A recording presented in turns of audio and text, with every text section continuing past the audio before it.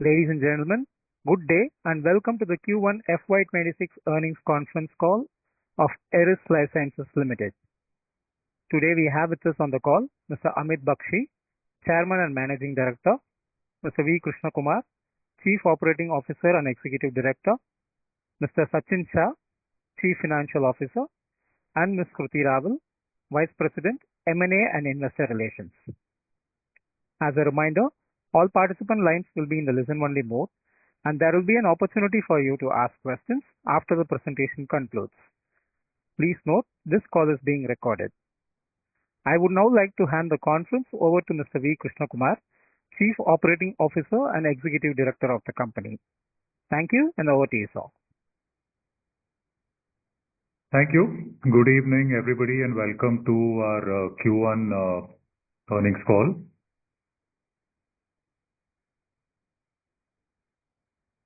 So to get started, the key highlights of the quarter, the domestic branded business segment, which is now representing the fully integrated segment consisting of all acquisitions. It has grown 11% this quarter, thereby outperforming the IPM by 330 basis points. And if we exclude the impact from discontinued FDCs and some insulin shortages we've seen this quarter, the segment growth was 13 to 14%. The operating margin of the DBS segment has expanded to 37% despite the addition of 300 MRs this year. The value creation in the Biocon segment continues. The Q1 operating margin for this segment was at 30%, which is up from 19% at the time of acquisition. The EPS acceleration has kicked off as per our guidance. We recorded a 41% growth in PAT/EPS in the quarter. We've taken a decision to ramp down the trade generics business. We took an EBITDA loss ex-DBF of around 5 crores in this quarter. After significant delays, we are happy to share that we have commenced the manufacturing of insulin vials at Bhopal, and we expect the production of insulin cartridges to commence from Q4.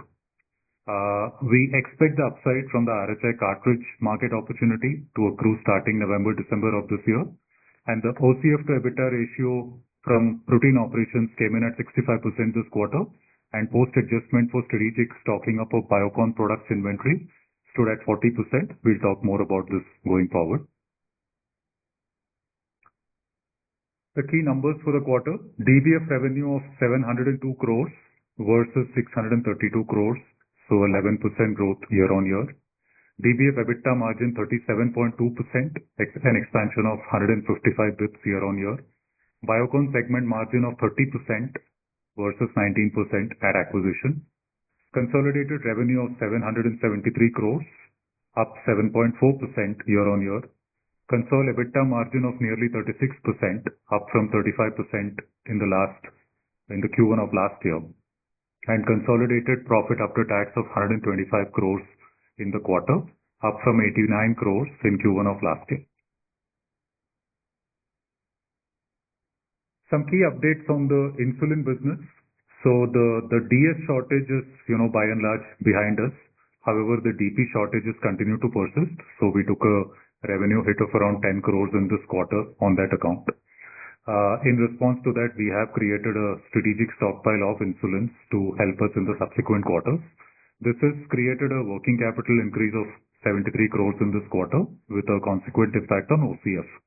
Bhopal vial manufacturing commissioned as already articulated, and we have also initiated the supply of insulin vials from MJ Biopharm site as an additional source.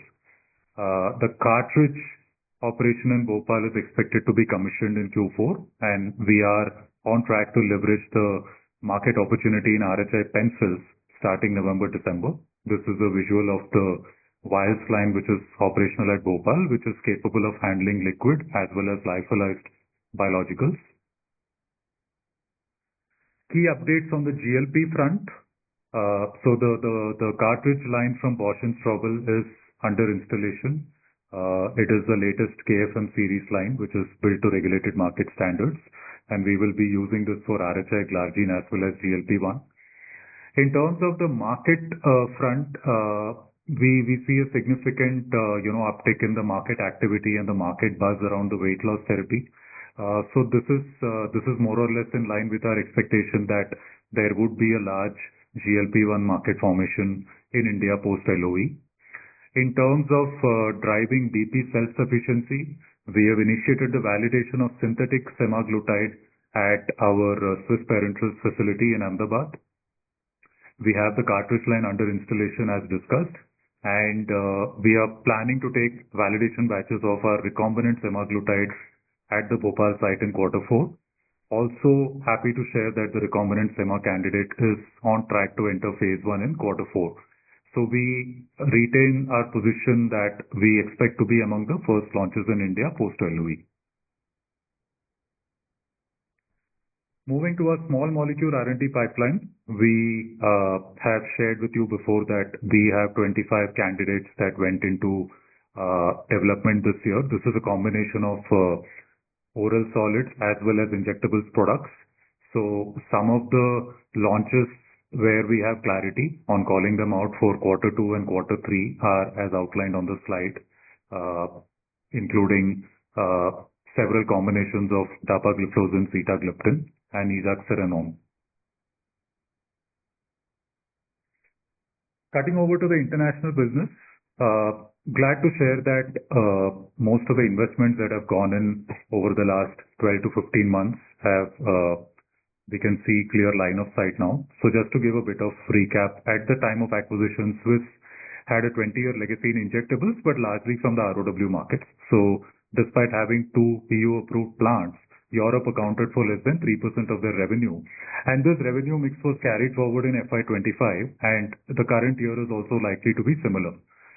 One of the biggest decisions we took post-deal was to pivot the business so that we deepen our EU presence. We consciously chose the CDMO model so that we would have proprietary contracts with marquee generic companies. We have been able to leverage our advantage of having the widest range of dosage forms among all the EU-approved injectable manufacturers in India.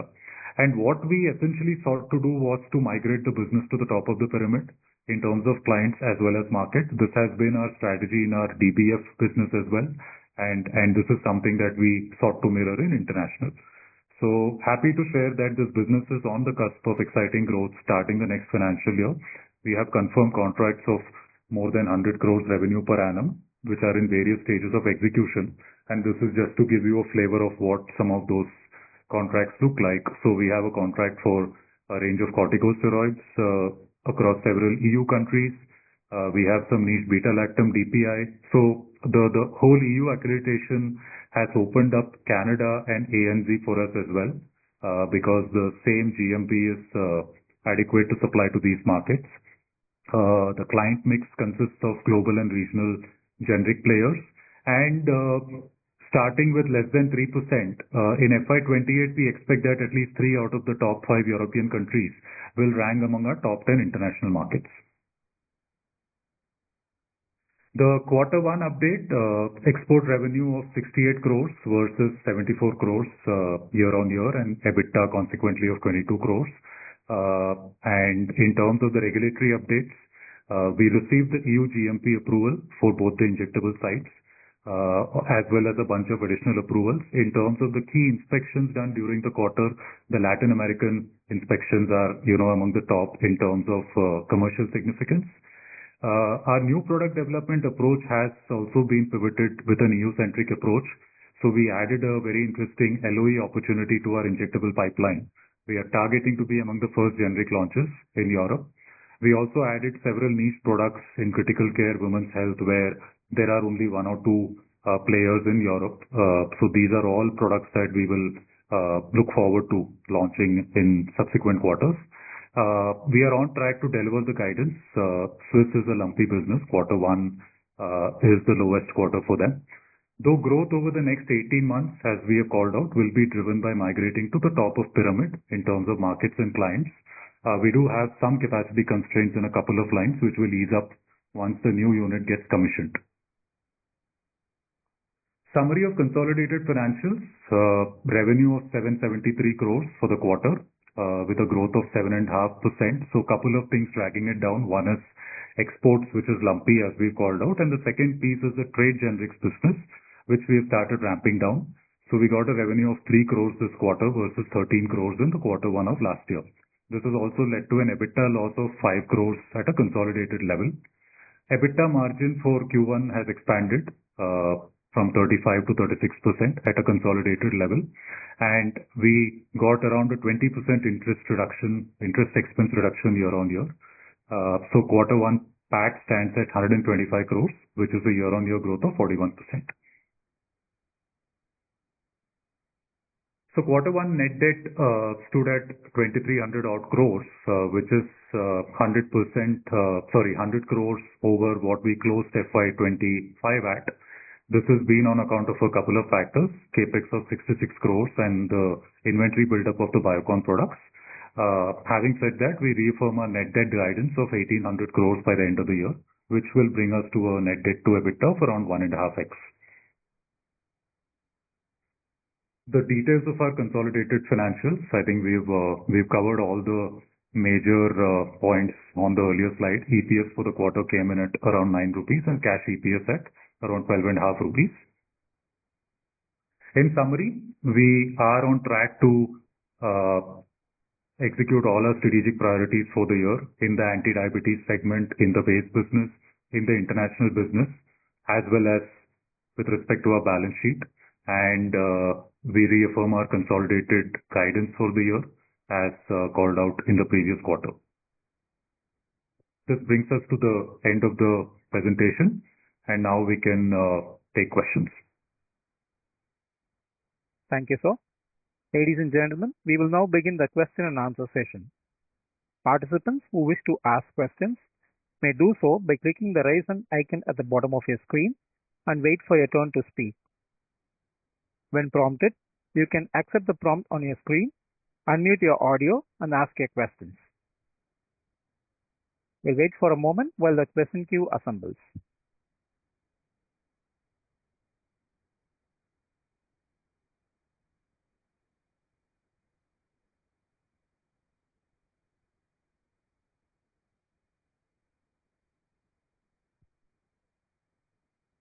Okay.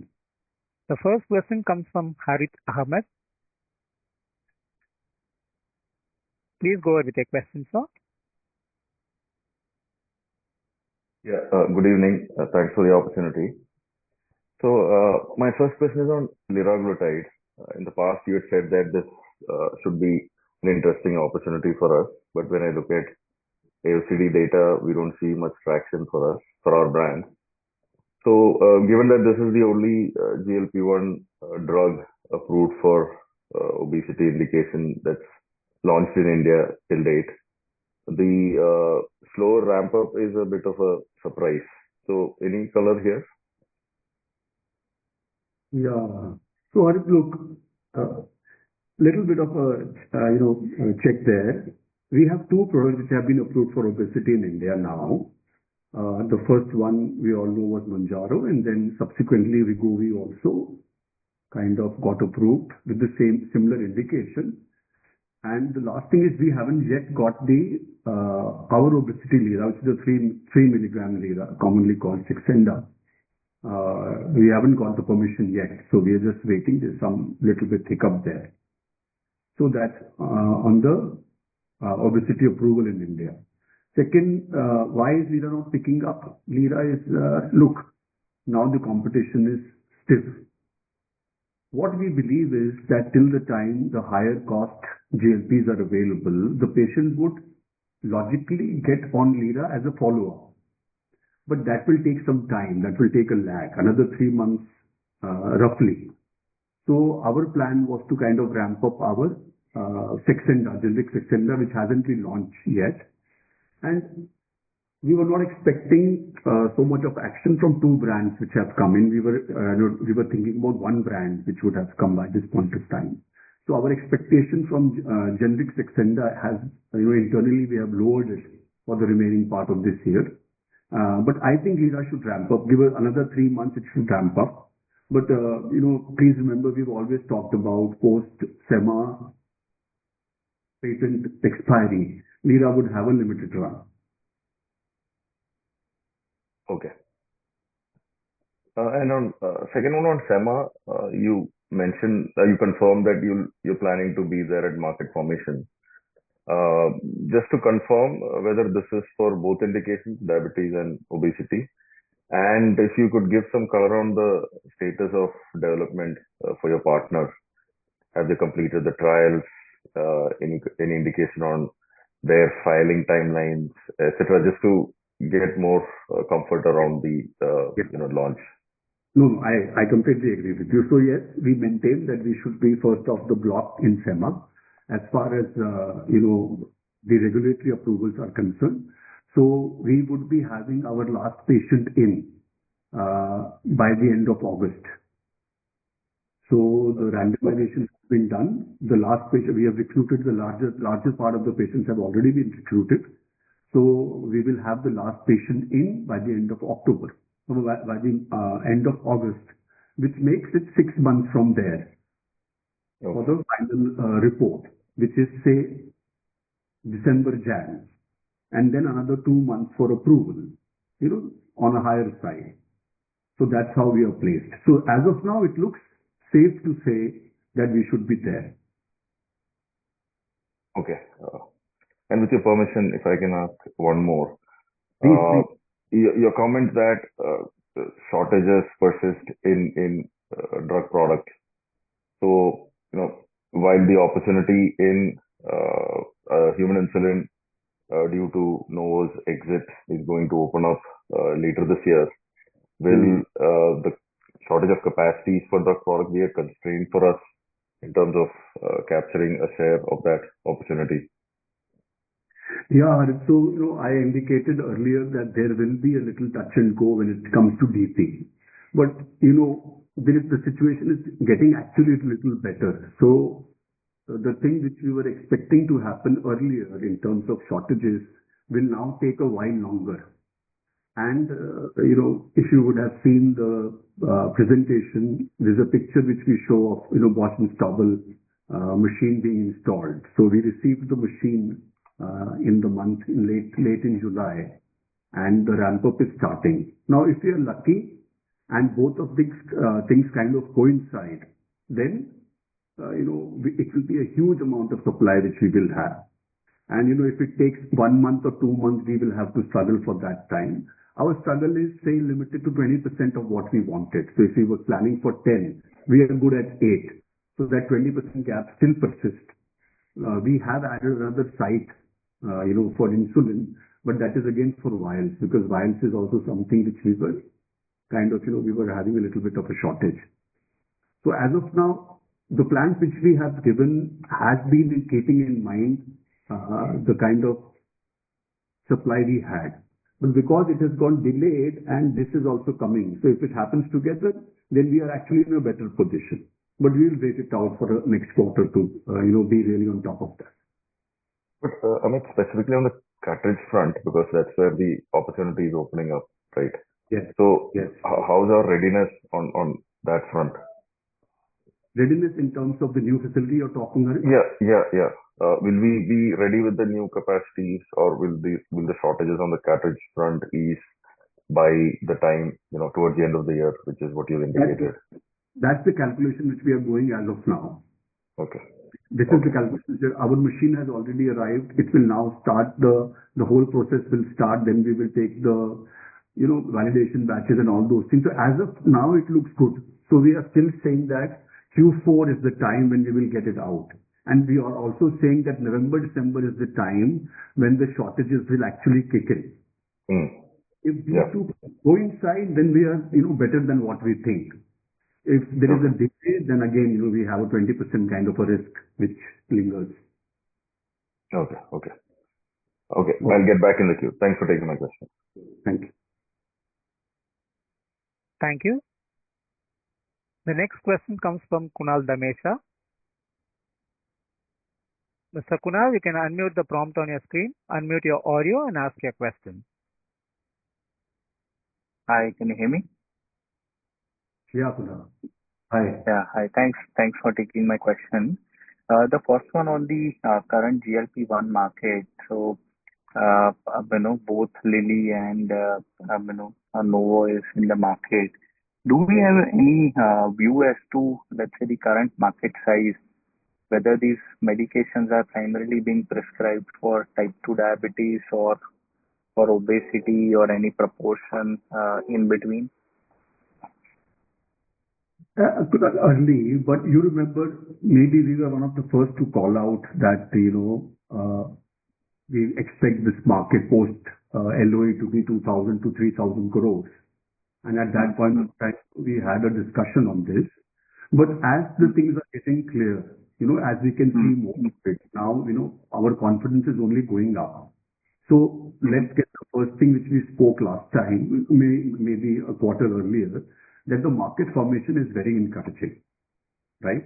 The pent-up demand was there for weight loss, and we see the pent-up demand, being met. The first off the hook is the weight loss guys. They are more motivated with the current cost prices. They are kind of, more, their readiness is bigger. So unless and until the prices come down, which happens after LOE, I feel it could be more like 70-30. But once it opens up, I believe it will be 30-70. 30 for weight loss and 70 for diabetes. Which is what it is globally now, right? For the innovator also, it's roughly 70 for diabetes. You are right. Sure. This is what has happened after a decade of these drugs being available. So for us, it will happen a little early. This is what I estimate, Kunal. Sure. And it's getting very interesting, Kunal. We are working on the adjacencies also, and we find even that is very interesting. We'll talk about it later, but the adjacencies to GLP seems to be very interesting. Sure.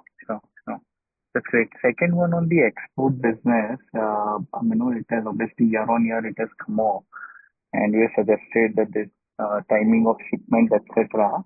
But is there any change in the outlook for that business for FY26, or we stick to it?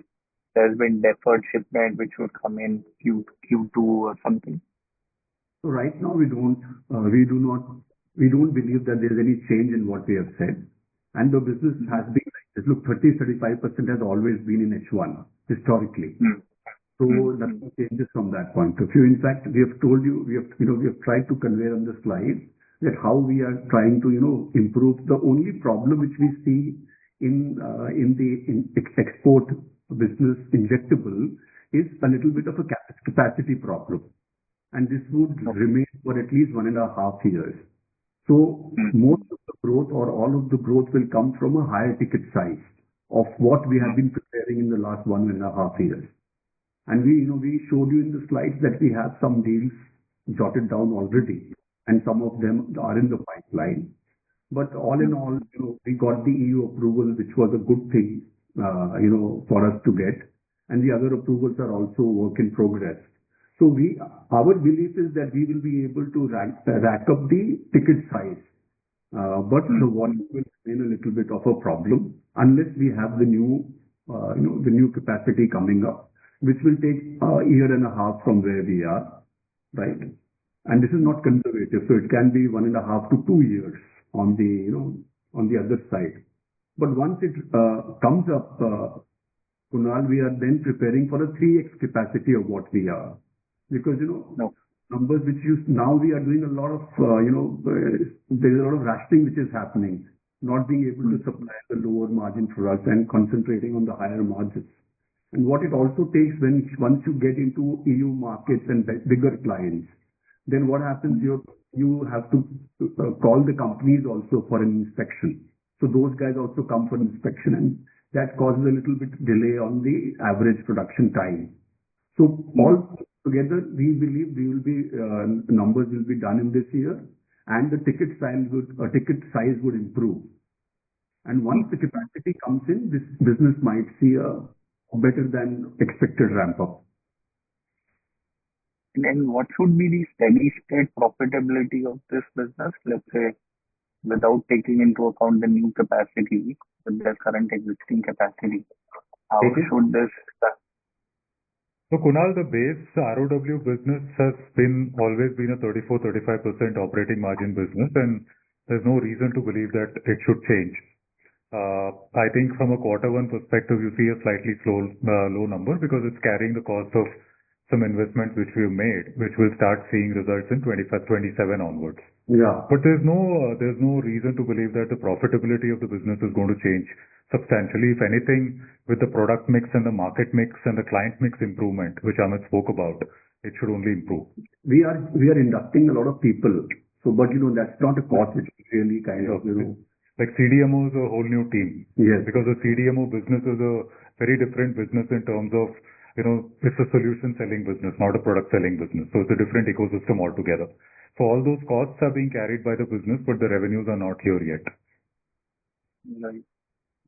And CDMO revenues, we are expecting it to start from FY28. 27. Quarter 1, 27. Yeah. Quarter 1, 27. And so then in that case, some of these products should already be in a tech transfer stage. Is it fair to? Yes. Tech transfer, validation, multiple stages. So we have outlined 5 contracts on a no-name basis. So those are those are illustrations of the kind of products we are dealing with. And as you rightly pointed out, they are in various stages of development. And just a last clarification, what does DPI stand for? A dry powder injection. Beta-lactam is an antibiotic, right? Yes. There are DPIs for that. I'm surprised. I can take that off. Yeah, so there are DPIs which are non-beta-lactam, which is part of Unit 1. And then we have... Okay, got it. Dry powder injection. Yeah. Confused with the inhaler. Yeah. Sorry. Yeah. Thanks and all the best. Thank you. Thank you. The next question comes from Tushar Manudane. Please go ahead with your question.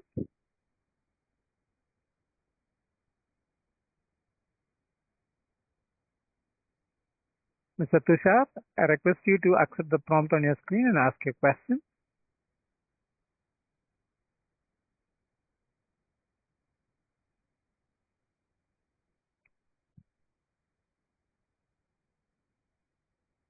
So there seems to be no response. So the next question from Bino Patiparampil. Hi, good evening. Can you hear me? Yes, you can. Okay. Couple of questions. One, it's looking at the depreciation and amortization number compared to last year's quarters, it has come down by 7-8 crores at 70 crores.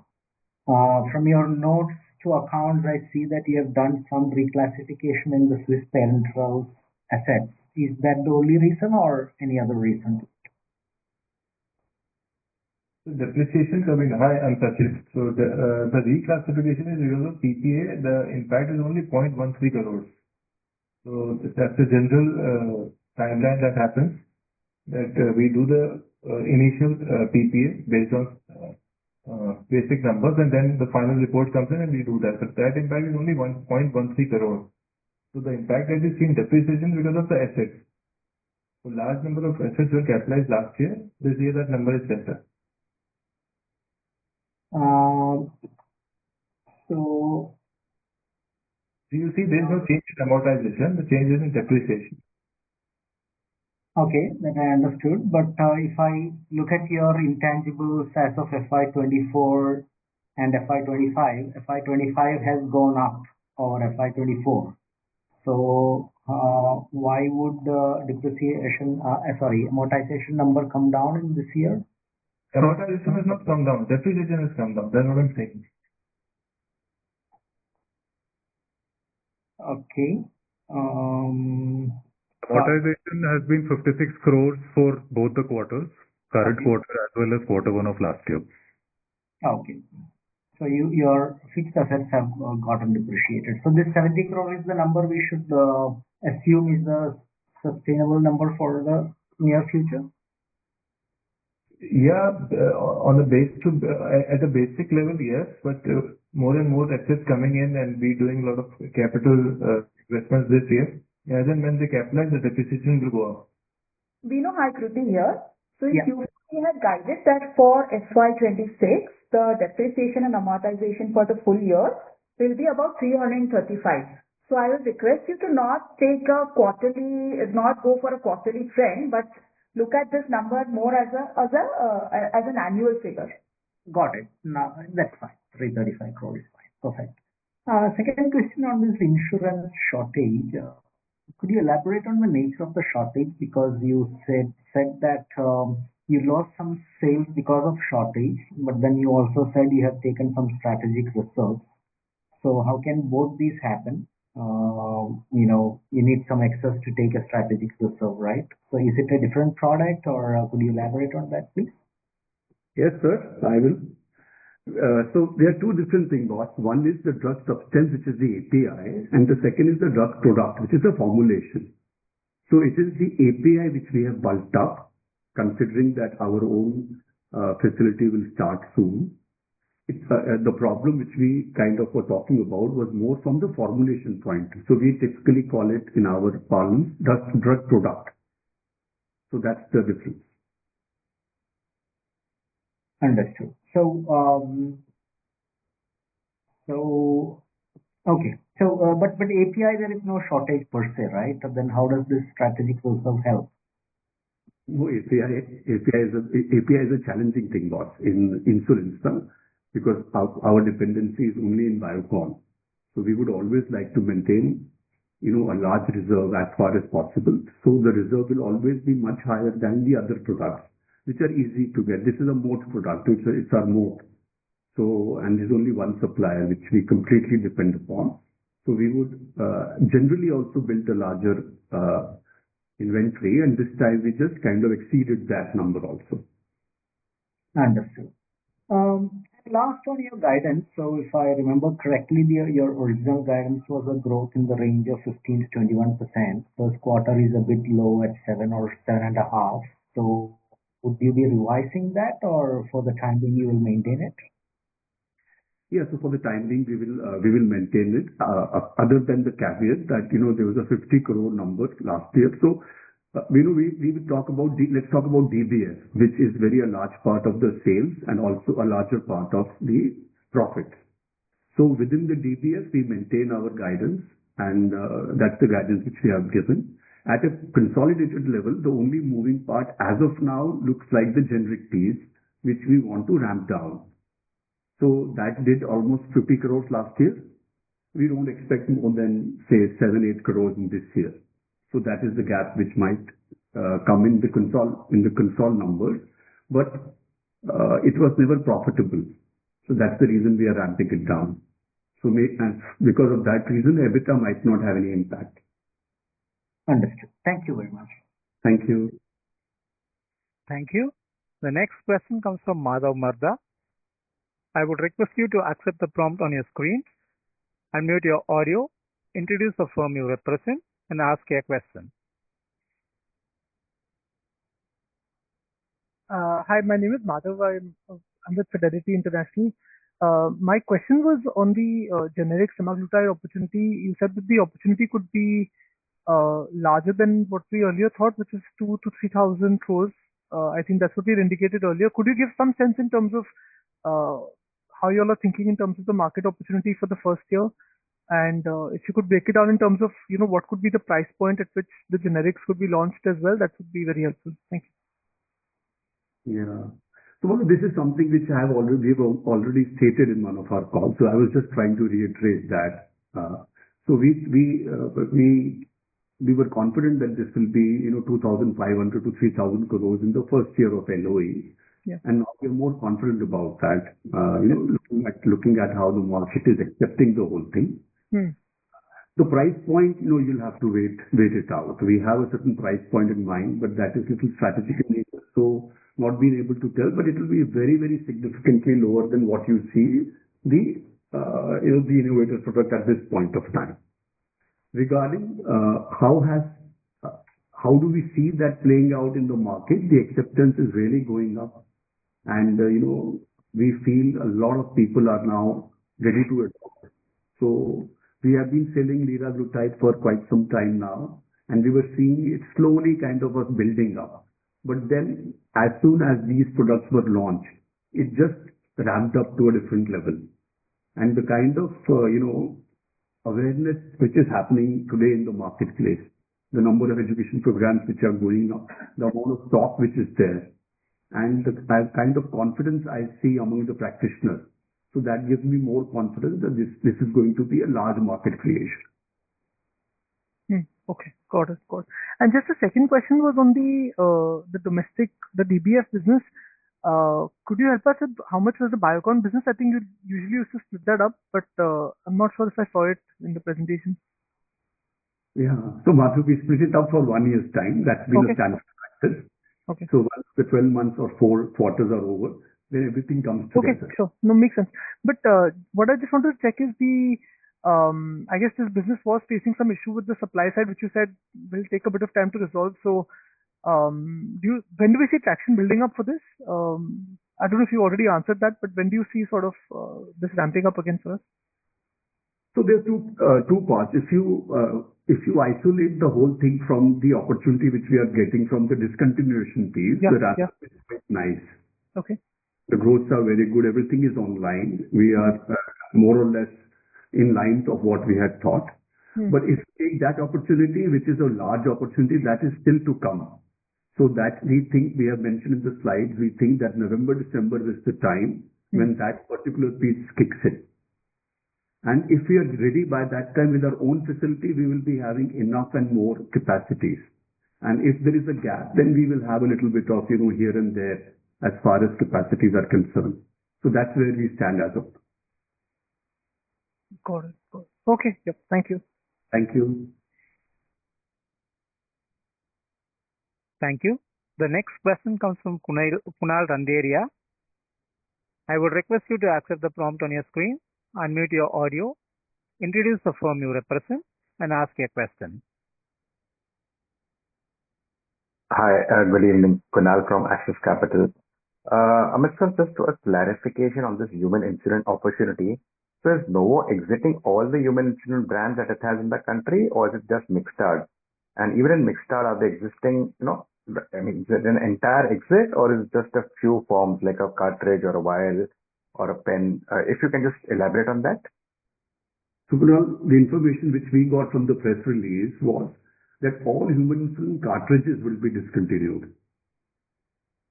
All human insulin cartridges will be discontinued. They would still play in the vials category. Right. So India was largely a vials market, right? So cartridge opportunity would be how big? Mixtard would be like an 800 crore brand. So how big would the cartridge be? 500. So what I remember, the whole cartridge was more like 500, 600 crores. Yeah. The entire cartridge piece. Yeah. So the entire cartridge piece, which according to us will get discontinued, is more like 600 to 800 crores. Right. So that includes Mixtard and other brands that it has in the country, like Extrapid and all these. Yeah, absolutely. Right. Oh, that's helpful. Second question, just on your CDMO opportunity, right? And you said that you have a visibility of 100 crore plus order. So, if you hope to have, let's say, 3 of the top 5 players, I'm wondering, what's the kind of investments you are looking to make? Because I'm sure you would like to make this business a big one in the next 5 years. So the kind of capex you would be doing, what's the current gross block, and what's the 5-year kind of a revenue opportunity? So Kunal, look, at this point of time, we are not very fancied about, CDMO and, all those kind of things. This is a natural progression which we are leading the business to. Because the plant is EU approved, it was always EU approved, and we are getting more approvals. So right now, what I can tell you that in the next 2 years, the capacity is a constraint. Post the capacity opening up, the ramp up could be very significant. But we don't, what clarity we had till this point of time, we have put it in the slides. We feel in the next financial year, we would create a 100 crore opportunity from the CDMO business. Beyond that, everything will work out depending upon how fast we are able to put the new facility and how fast we are able to ramp it up. Now, revenue, if you remember, we have talked about that there is a good possibility of the international businesses going up to 1,000 crore in FY28-29. That was the number, KK? Right? And that would also include our OSD business, where we've already have the inspection and we are expecting the ANVISA approval to come at any point of time, which of course we'll inform. Right. Right. So it's more of a longer term post FY28 is something that, you would be, keen to, explore. As Yeah, of now, it would be largely DBF driven by insulin and then GLP-1s. yes. Perfect. That's great. Thank you. Thank you. Participants who wish to ask questions may do so by clicking the raise hand icon at the bottom of your screen and wait for your turn to speak. The next question comes from Nirali Shah. I would request you to accept the prompt on your screen, unmute your audio, introduce the firm you represent, and ask a question. Yeah, thanks for the opportunity. I just wanted to continue on the CDMO question. So we have mentioned about 30 crore plus CDMO pipeline, which is set up to ramp up from FY27. Could you give some more color on this? Basically, wanting to know how much of it is formed up via binding agreements and how much of it is in soft commitments. Yeah, hi. First, the number we called out is 100 crores, not 30 crores. Yeah, I mentioned 100 crores.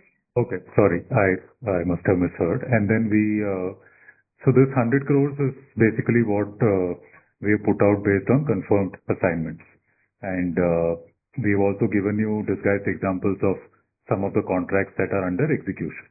So this is not a prospective number. This is a number based on confirmed contracts. Understood. And one more question I had on the Biocon margin. So it has improved from 19% to 30%. Just wanted to know what's the steady state margin that you can expect for this vertical once cartridge volumes normalize, and how much is the further scope that we see for FY26 and onwards, so 27, 28? It's a little difficult to put a specific answer to that, but I'll try to answer it in a different way. So, you've seen how our acquisitions have played out, and what I would say about the Eris system is that I think it automatically rejects anything which is not high margin or does not have the potential to become high margin. So our DBF aggregate margins are at 37%. So I would say, that is the kind of aspiration we would have at the very least. Correct. Understood. Got it. Thanks. Thank you. The next question comes from Pragati Lunawat. I would request you to accept the prompt on your screen, unmute your audio, introduce the firm you represent, and ask a question.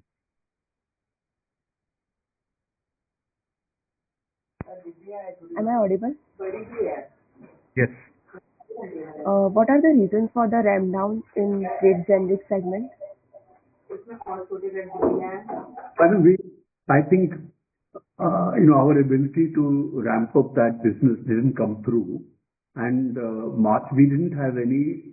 At least we couldn't have thought about good margins in this business. So we kind of did our work, and we found even if we scale up to say 4 times where it is today, the margins will still be very scratchy. And we have so much on the plate at this point of time, and a lot more is happening actually. So we just wanted to preserve ourselves to get to the core of the business.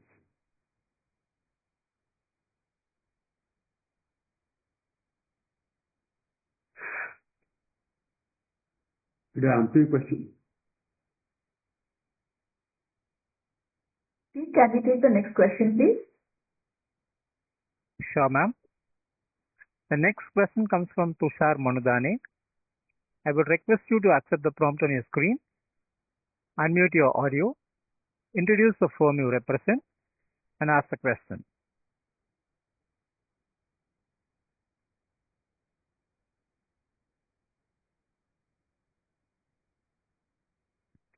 Mr. Tushar, your voice is not audible. Please unmute yourself and ask a question.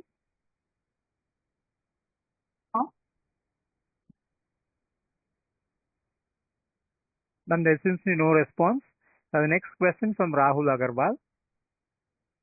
I would request you to accept the prompt on your screen, unmute your audio, introduce the firm you represent, and ask a question. Hi, am I audible? Yes. Thanks for the opportunity. This is Rahul from Everflow Partners. My question is that on the insulin side, with the exit of Novo, what's the current run rate that you are at? And once all of the stocks are out from the market over the next 3-4 quarters, what sort of a run rate are you targeting?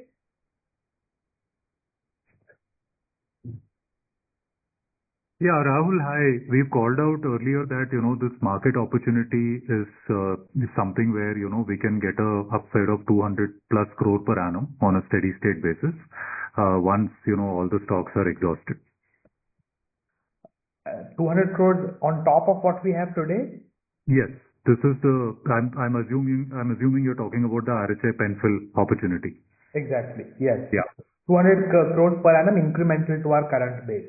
Yes, because the current market that is being vacated is of the order of 500 crores per annum. Got it.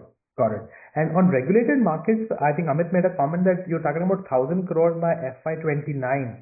So I'm assuming Swiss today is around 350-400 crores, 100 crores from the CDMO in Europe next year, and the balance 500-550 crores from other semi-regulated markets and as the new capacity comes up. And that happens over FY28-29. Is that understanding broadly correct, or did I? Yes, 1,000 crores is a number all international put together, which is regulated and ROW, which will be a combination of all of these things coming together, which is the ROW based business, the CDMO business, the OSD exports business. There is also B2C piece, which we are working on, which we can talk about it to you in a few quarters. So all of this coming together will get us to that 1,000 CR number. And today the base there is only about 350-400 crores, right? That is right. Got it. And on GLP-1, your presentation mentions that the line is going to be in line with regulated market standards. Do we have plans to potentially go beyond just a branded generic opportunity in GLP-1 to export, or we'll just stick to the domestic market? Yeah, so there's some things which we are exploring at this point of time. So largely, how I would like to put it in a manner that, look, having a card facility, a bio card facility at this point of time is quite a good thing. And our capacities are good at this point of time. So, there are people who are talking about different things, including export, because both our line and our setup, we think is completely doable for, regulated market like EU and visa. We don't talk about US at this point of time. So a lot of things are happening, but we will not be able to put a finger on that. But yes, we are open and we are talking. Got it. No, thank you so much. Those were the questions from my side. Thank you so much. Thank you. As there are no further questions, I would now like to hand the conference over to Mr. V. Krishna Kumar for the closing comments. Over to you, sir. Thank you all for your participation today. In summary, we delivered a DBF revenue growth of 11% in the quarter with an EBITDA margin of 37% and a year-on-year growth of 16%. We continue to create value in the Biocon segment, which clocked a 30% EBITDA margin in Q1 even before we bring the insulin production in-house. Q1 Concall revenue stood at 773 crores with an EBITDA of 277 crores. Year-on-year Concall EBITDA margin has expanded from 35% to 36%. Quarter 1 PAT came in at 125 crores, which represents 41% year-on-year growth. OCF from routine operations came in at 65%. We incurred a capex of 66 crores, largely towards insulin, GLP-1 and general injectables in the quarter. Net debt stood at 2,300 odd crores, and we reaffirm our net debt guidance of 1,800 crores by the end of the year. The international business delivered a Q1 revenue of 68 crores, and the European CDMO segment is well on track for commercialization in FY27, with significant contribution expected from the top 5 European markets. We are well on track to execute the strategic priorities outlined for the year in the areas of insulins, GLP-1, our R&D pipeline, and international operations. Thank you, and a good evening to all. Thank you very much, sir, and thank you, members of the management. Ladies and gentlemen, on behalf of Eris Lifesciences Limited, that concludes this conference.